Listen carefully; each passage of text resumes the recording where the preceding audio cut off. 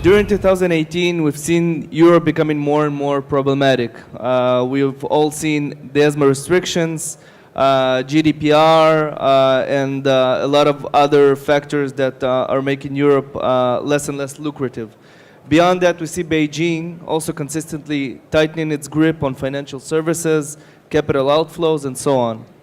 All this turns Australia into a very lucrative alternative, or maybe we can even define it as a safe haven. But as we're going to see next, it doesn't come cheap. So what we want to do in this panel is we want to examine the alternatives in the APAC region, and more specifically Australia as a jurisdiction of a lot of interest, as we're going to see now. So I'm going to allow the panelists to introduce themselves. Abe, let's start with you. Yeah, good morning, everyone. My name is Abe Avner Ziv from ZotaPay, CEO of ZotaPay, a payment gateway provider hub. We've witnessed recently major issues, whether it's in China itself or in Europe, due to the PSD2. I would say that currently today, that ASIC and Australia is much more attractive than Europe, and we will discuss it later on, the reasons for that, as from leverage and marketing purposes. But also we can see many brokers in Australia that trying to approach other markets rather than the Australian market, for example, the Chinese market.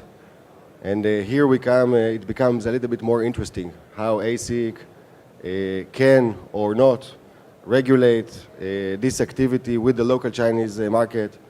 What are their tools in case a broker is not meet the standards or not using the same standards that they have locally in Australia, in China or Southeast Asia. And here we have a conflict that I don't think has been dealt yet. So I let my colleagues here to lead the speak, but later on we'll come back to that. Hi everyone, my name's Paul. I'm from a law firm in Australia called Holly Nethercoat. We have about 33 people in Melbourne and Sydney. About a third of our fee-earning staff came from ASIC, about a third came from top-tier firms, and about a third sort of went through the ranks. So we do a lot of licensing. I think we've got 30 licenses on the go at the moment, maybe 5 market maker licenses. So Australia is open for business. The standard is very high, and I guess I'll talk a little bit about that as one of the issues that we're raising in the panel today.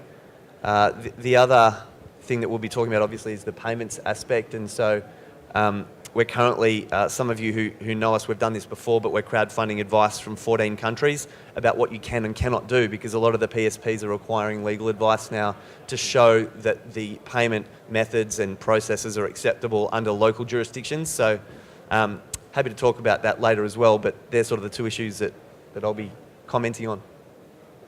My name is Eugenio Congiagiuoco from APAC Management Consultancy. I help international brokers to enter China or to grow in China, and I help both Chinese and international clients with the licensing and M&A in financial services and fintech industry. So my notes will be mostly about the Chinese market. Then, of course, I will answer specific questions from Michael. Thank you. Good morning, my name is Marcus Fong. I'm CEO of the Hong Kong entity of Infas Global. We are originally a Sydney-based non-bank prime broker. We do offer multi-asset liquidity to retail brokers around the world, including some asset managers and hedge funds around the world. In this panel, with some further discussion with my colleagues here on the stage, I will explain a little more on the impact from what we see from our retail brokers, the impact on the regulation changes, the impact on the leverage cuts, and also the license requirement changes recently. Thank you. Thank you. So Marcus, let's continue with you. You know, in the research that we conducted recently, we found that we actually saw that in the numbers that Australian brokers did better than their European colleagues. So my question is, do you think that this trend will continue in 2019, or will we see some changes in that? As prime broker, we do see a difference in turnover in our client bases between European clients and Australian-based clients. We do see some of our Australian clients, retail broker clients, are doing very well in the last 2 quarters in 2018. We do expect this trend will continue in 2019 because we do think the leverage cut in ESMA and SAISEC and some time ago in Turkey will definitely impact retail clients' preference when they choose a broker. Australian, we do not think there will be any further regulations on leverage in short term. So I think the trend will continue in 2019, maybe 2020, 21, something. But also we cannot expect ASIC to not do anything in very short term. But let's see. In 2019, we do think it will continue. Okay, Paul, let's continue with you with the same question, but I want to focus it better on what Marcus just said about what do we expect to see from ASIC in 2019. Sure. So there's a number of factors that affect how we think ASIC is going to be this year. Naturally, volumes are up. ASIC can see all the derivative trade reporting data coming through, so they can see that. They know that. There's been a Royal Commission in Australia, and the final recommendation, the final report is coming out very soon. And the response already to that Royal Commission has been that ASIC is far more litigious, far tougher, and so we're expecting that to be across all industries, including the forex broking industry. So we think it's going to be the regulator's going to be a lot tougher. And they know that the volumes are going up. We agree. In the short term, restrictions on leverage are unlikely. There are design and distribution and product intervention laws currently tabled before Parliament. There's also an election coming up. We don't know if it'll get through. We suspect it will. Even if it does, there are time periods given to brokers or to the whole industry to basically meet requirements like coming up with an appropriateness test for customers. And then as a last resort, the regulator, ASIC, will have some powers to restrict how products are offered, and that may include restrictions on leverage. There's a bit of a trend, and there's some IOSCO reports that sort of, thank you. There's an IOSCO report that summarises what's happening in a bunch of different countries. And so we suspect eventually ASIC will follow that trend around restrictions and other types of things, but I think that's a fair way down the track. I doubt that's going to happen in 2019. In theory, it could happen in some ways, but we doubt it. A sigh of relief from our audience. Yeah, well, short term, yeah. Is it? I don't know. You tell me. I don't know any broker that would, a serious broker that would start his business on the short term. Obviously, for sure, the short term it will be beneficial for them, but any serious business would think about the long term. Definitely, we can see that European licenses become much less attractive for the brokers themselves. It was already a competitive market with very low spreads to almost everyone. And right now, for you to understand, any broker, compare yourself, you have a kiosk or supermarket in your neighborhood, and suddenly all your products raising in 60% more. Same people, same neighborhood, same money, but all your products cost 60% more. This is what it means, PSD2 and ESMA2 and leverage limitation for the brokers in Europe. Nevertheless, marketing-wise, you can see today there are many affiliates with no jobs. They can push traffic, but there is no one to accept it in Europe at least. And the requirements, the registration for a new user, for him is filling in fields, more than, 100 fields, questionnaire, let alone the professional traders. They need to fill in a questionnaire. So it makes the acquisition, from a marketing point of view, also not profitable for the merchants, for the brokers. And no doubt that you can see any big group which holds a couple of licenses, whether it's European-based, offshore-based, ASIC-based, would push their traffic from the European licenses toward either the offshore or ASIC due to these requirements and limitations. So from one hand, their businesses, their like FX brokers in Europe, it's much tougher for them in a market that was already tough. So I think most of them has no other way but to move, shift the traffic, or at least target other regions outside of Europe, because the European market become not competitive and maybe not able to work in the near-time future. So, picking up from what you just said, 2 points. One would be the will to move to new markets and Australia especially, and the second one is costs. And I want to divert this question to Paul. We just spoke recently, and we recently assessed the entrance to the ASIC market, to the ASIC license, by $4 million. So you contested this assessment, but I want to ask you, is it really that expensive, and what does this price include? Sure. So $4 million is a rough price that some businesses have been sold for that have a market-making license and that are dormant, that I've heard about. We haven't been involved in those transactions. The transactions we've been involved in where a market maker has been sold in Australia, the price somewhere between 2 and 10 million. There's been a couple of them, and Eugenio's worked on one of them with us. There's a revenue trail that can go towards the valuation. We warn clients if they're buying a licensee that's been dormant. ASIC has a tendency to try and suspend those licenses when they receive the change of control notice. We've seen that happen a couple of times, and we once represented someone and had that suspension lifted, but only after the buyer was willing to show they had the resources to really run this thing. So we say that's pretty risky. The cost of getting one from scratch, we're normally quoting at the moment around $100,000. So it's a lot cheaper.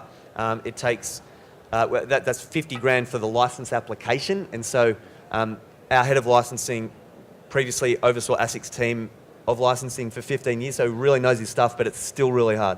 So it's 50 grand to get the license and about 50 grand for all the legal documents, and so that's actually not very expensive relative to buying a brokerage. But if you get one from scratch, the real cost is time, because you've got to line up really good people, and then you've got to sort of keep them locked in until you get your license, and we're telling people 12 to 18 months. You might have to appeal it. You know, the current regulatory environment is so tough. You've got to give yourself a bit of time. And so once you factor that in, the real cost is that keeping good people tied in. And so we would say there's 3 things to get your own. Time, 12 to 18 months. Talent, you've got to have good, responsible managers and directors that have problem-free experience and experience working with a regulated broker.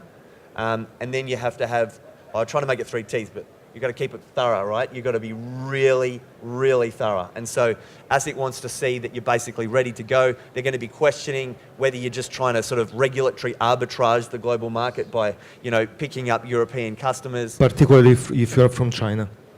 Yeah, that's right. Yes. They want to know all about your overseas activities. They have limited jurisdiction about that, but they want to know that you're doing the right thing, that you're providing your services fairly and honestly. That's a big phrase in Australia at the moment. What is fair? What is honest? And ASIC actually has some legal powers. If they feel like someone's not being fair or honest, or if they reasonably expect someone's not going to comply with the law, they can make life very difficult for people. So it can be done. They're the costs. 2 options. One takes a long time. Obviously, an M&A deal is a lot quicker, and sometimes we've done them relatively quickly. Okay, so following that and taking us back to what Abe said in the beginning about Australian brokers trying to enter the Chinese market. So, Eugenio, you were quiet until now. Let me ask you, do you really see this trend happening of Australian brokers trying to enter the Chinese market? And a follow-up question now, with the good turnover of this year, maybe they will start doing this in 2019. What do you think?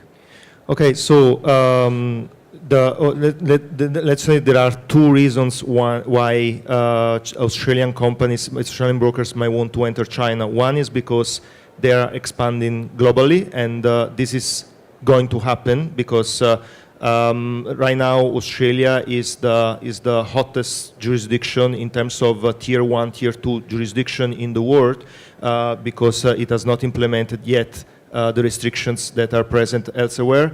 It enjoys a very good reputation within APAC area. and they had very good numbers, which means they have more liquidity on their balance sheet that they can use in order to further expand. So I think we are going to see Australian brokers to become even more global, to enter not only China but also other markets which are becoming hot, like from South Africa to Nigeria to South America in the future. So we can see some trends that before we were seeing from US in our previous life, and in UK recently. I think we will see it from Australia. Of course, there might be some limitations in the sense that the Australian government, the regulator, might require the brokers to prove in some way that they are allowed to onboard clients from China or from other jurisdictions, in the same way as Cyprus has been pushing some in the past. So actually, this is also a question for Paul. Is this a common issue for the Australian brokers to do they have to prove to the regulator that they are able to onboard clients from China, even though there is no specific regulation there? We've specifically dealt with ASIC on that question, and representing the brokers, we've said in that particular example, well, our broker actually got legal advice. It was part of our last crowdfunding project. We got advice from China about what they could and could not do. And as you know, with most jurisdictions, there are some rules, and then the law is silent on certain activities, and so it's not always a straightforward question. And so basically, we said to us, with our client, we said they've had legal advice and they've taken steps to comply with as best they can with that advice. And then ASIC said, we'd like to see that advice, and which we said, well, our client wasn't willing to share that with ASIC, and so that was sort of where the conversation finished. They didn't follow it up. I think ASIC just wants to know that the brokers are taking reasonable steps to do the right thing in those jurisdictions, and it's very difficult because it's a lot of these Asian jurisdictions have very ambiguous laws. And so all we can tell people to do is to take reasonable steps. Look, one reasonable step is to get advice, and then to actually follow what that advice does as best as possible. Yeah. So anyway, to finish my question, so there was the second part to it, which is of course then there are some brokers in Australia which are already owned by Chinese or Hongkong entrepreneurs. So of course that is they are going to do business with China, but it is very, very important that any new applicant or someone who wants to carry out an M&A transaction with Australia and he's from Hong Kong or China, they have to prove to the authorities that they're not just buying the license for the sake of having a license, like we'll say, a license arbitrage, and they need to show a real business plan where they intend to develop a business in Australia, have a very strong team. So that is where some companies failed in the past. I remember a few years back there was the case of Formax, that they bought a license in Australia, and then basically they just lost it because they could not meet their requirements. Marcus, same question. Very shortly, do you see this appetite of Australian brokers to enter China? Yes, we do see. We see many of our Australian broker clients have their names in Shanghai Expos. They have booths there. So we do see the trend. It's been already a few years. For that. And I want to add a few points in addition to Eugenio's what was just explained. There are a lot of difficulties when you apply for a license in Australia, but things are getting more difficult after you have got the license, because you're still able to onboard offshore clients, that means clients outside Australia. But we do see from history that it's not always true. But once you got many years ago, Australian brokers were able to onboard Japanese retail client, but it has been prohibited since a few years ago. We do see at that moment one of the biggest Australian broker who has got roughly 30 to 40% exposure to Japanese retail clients just simply lost their business. So this is another risk you have to, a retail broker need to think about that once they, not only the application for a license, but things after that. So I think, let's- if I can add, I think this issue with Japan is sorry, is common also with there are some countries like Japan, Canada, even Singapore, where I am based, that they are very active in trying to stop other countries from acquiring their clients, particularly if they are actively soliciting.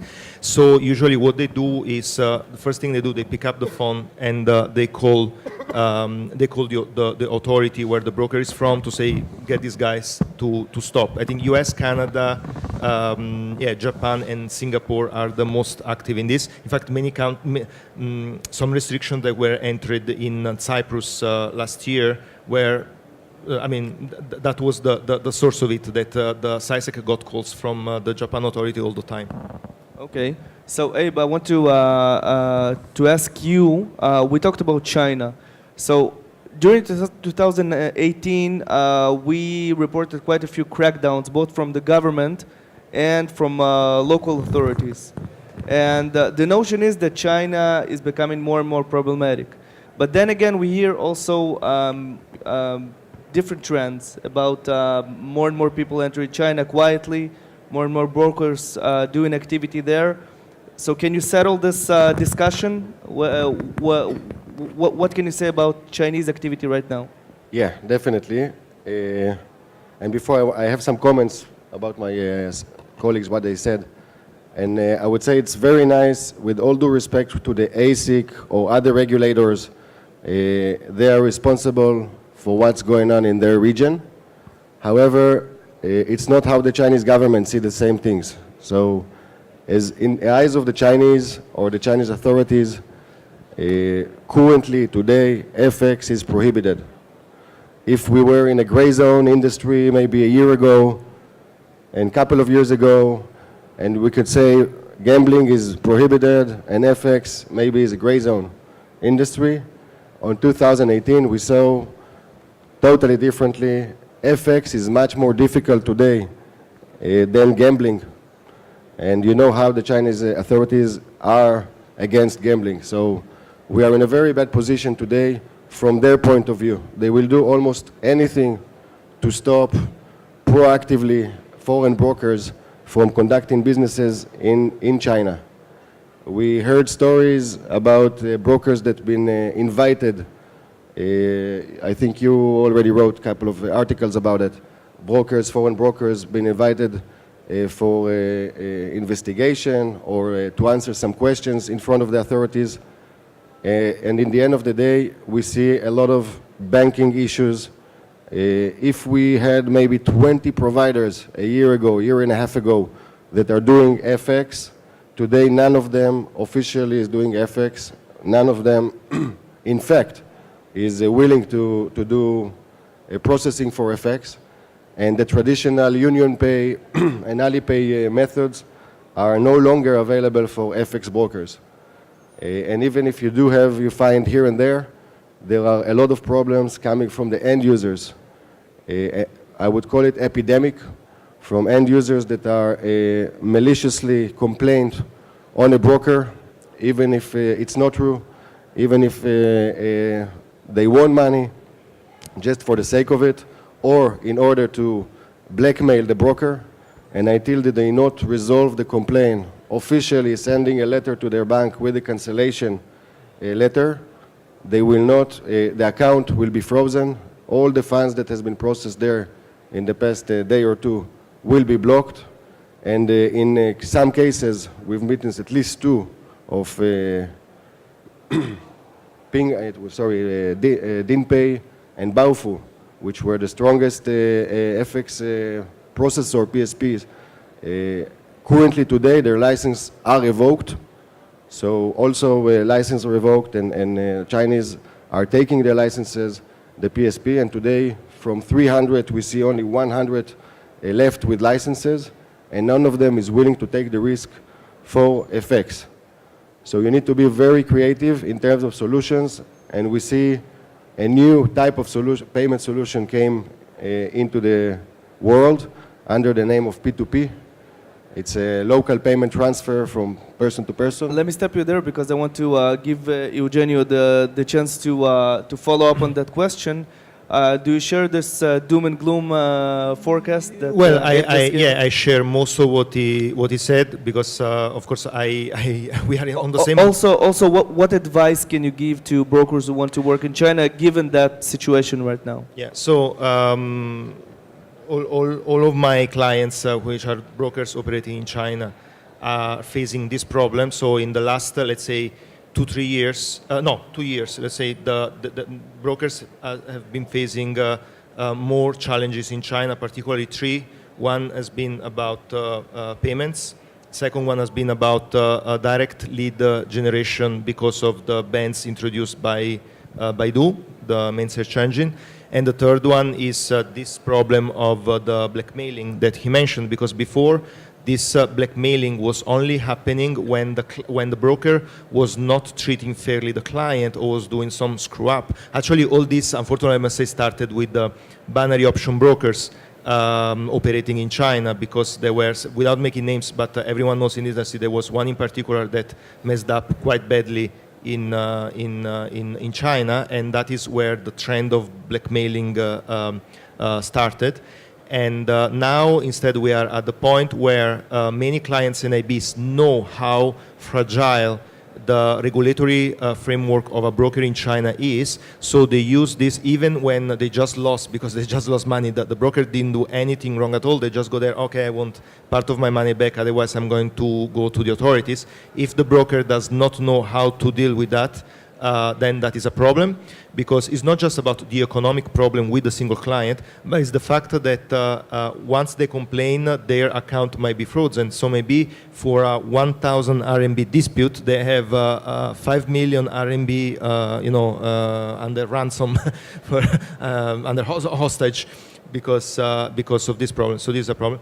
About the payment service provider, usually the advice that I give to the broker is just to try to sign up with as many providers as possible, because there might be some kind of intermittent service. It is not fault or only fault of the PSP, because it's a long chain to get funds from China in a certain way. So if any part of this blocks under the way, that particular processor might be suspended for a month or more. And in the meantime, if you have a backup solution, at least your business does not stop. But there is a huge problem that I see my clients are willing to take too much risk right now, in the sense that they are so desperate to process the funds out of China that they go to some payment service provider which do not have any regulation or control at all. I will have to stop you at this point. Before we wrap up and move to the questions above us, I want to very briefly to ask all of you, what should we expect in 2019 in terms of the APAC region for brokers, for prime brokers, and what advice would you give to brokers and other entities in the ecosystem in order to prepare for this year? So, Marcus, let's start with you. In 2019, I think the key to relieve all those regulations concern is to offer to diversify your product offering to the retail clients.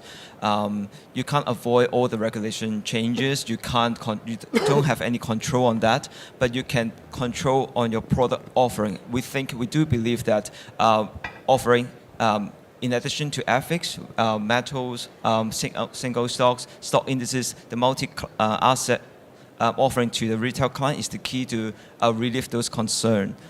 You can go to Australia, you can go to ESMA, you can find a different jurisdiction to register your company, to find a different license, but that can't solve all your problems. As a non-bank prime broker, we do facilitate our clients. We do support our retail broker clients to diversify their product offering. So I think in addition to find a proper jurisdiction to register your license, offer multi-asset is the key to success. Eugenio? Yeah, I mean, from China point of view, even though there are all these restrictions, I still see some opportunities. First of all, I think it's important to say that we work with both, let's say, medium small and larger brokers. So in general, we see that our medium and small brokers are kind of struggling this year, but our larger clients are still doing pretty well, I must say, without making numbers, but they're still doing well. So as long as you have the proper management in China who know how to, solve the problem with this blackmailing, with the payment, acquiring IBs and so on, and this good GM have, let's say, have a price in terms of budget. So larger companies will still do well in China.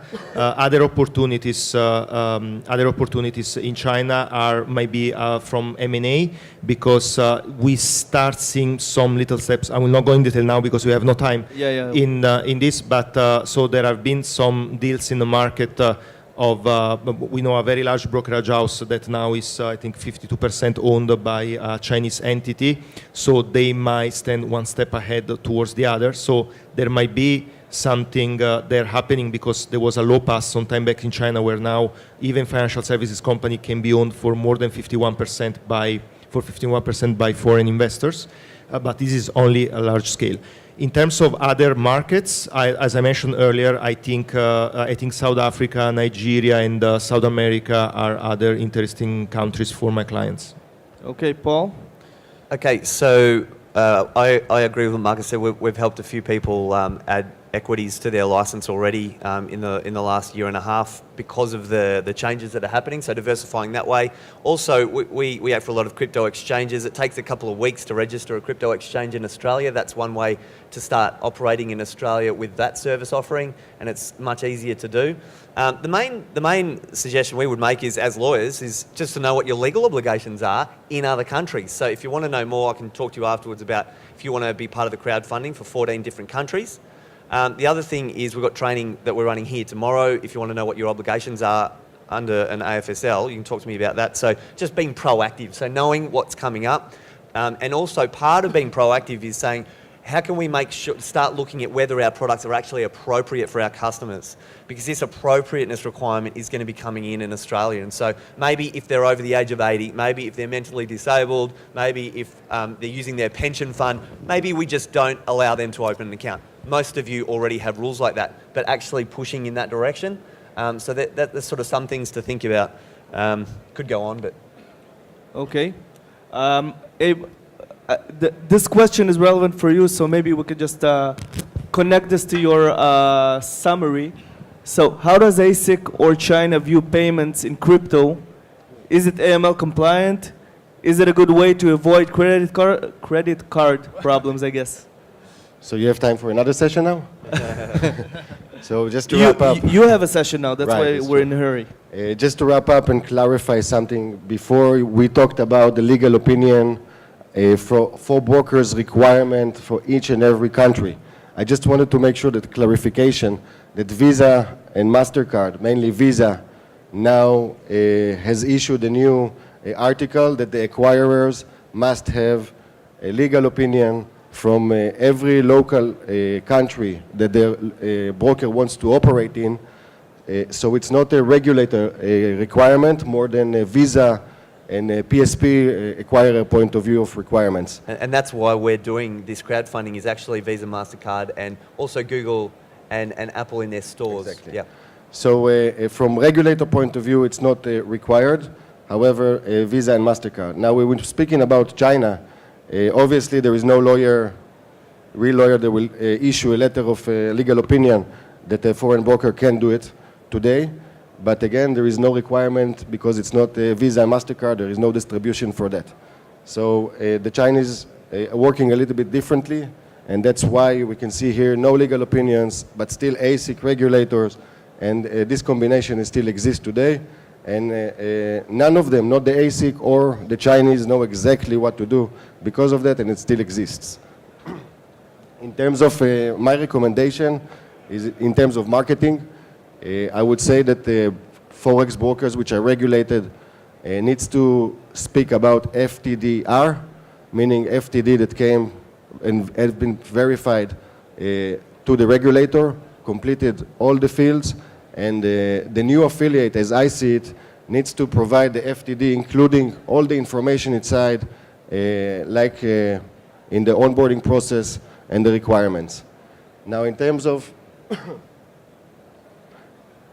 payments and crypto, we saw a few months ago that China prohibited the cryptocurrency activity. In the end of the day, they wanted to regulate it, and something they cannot regulate, they stop. Whoever knows and read the inside of the FC here in Hong Kong, we witnessed a few weeks ago a sandbox has been created. This sandbox is an exchange ruled by the government, the Hong Kong government. At least this is what they want to do. And any exchange that want to have a license in Hong Kong will be connected to this sandbox. And that's the way of the Chinese or Hong Kong, from one hand, not to ignore the cryptocurrency market, and from the other hand, to test it, but still control it. And if you ask me, someone who already know China for more than a decade, I live there, I speak Mandarin, this is the first step towards Chinese blockchain, Chinese currency, the same as you have WeChat and WhatsApp, and Shenzhen and Facebook, or I think personally this is the first step. You would see 3 or 4 years from now, Chinese cryptocurrency, even blockchain by their own, controlled and centralized but decentralized by the Chinese. Crypto in China is a totally separate discussion, and we indeed will need another session for that. John? Okay, if you have very concise tidbits about the second question, we have a few more minutes, and then we will wrap up. So we're being asked if smaller APAC markets, which we haven't quite touched upon, such as Malaysia and Thailand, look at ASIC, for example. If we look at, I think what we try to ask is how will regulation look like in these regions in 5 years from now? Will it be more stringent like the FCA or ASIC, or is it something like other regulators using their capacity to draw in the industry? Well, just some of the advices that I have seen starting to trickle in. We know Thailand's introducing some new laws, but there is this IOSCO, this international organisation of securities commissions, that most of the most regulators from countries are signatories. Well, they're part of that, and so there's a mandate there to increase, try to have matching levels of regulation, because globally regulatory arbitrage is not seen as a good thing by any government. So that's the intention. But with the changes in Thailand, my understanding is it hasn't actually made anything easier for brokers. So I don't know enough to really properly answer that question, but that's just a little bit of an observation to add to the conversation. If you don't know enough, apparently it's not yet known at all. We could get a Thai lawyer here on the panel, but yeah. Sure. Next time. Okay, so thank you very much. Give a round of applause to our attendees. I think we all learned a lot about how the future may look like.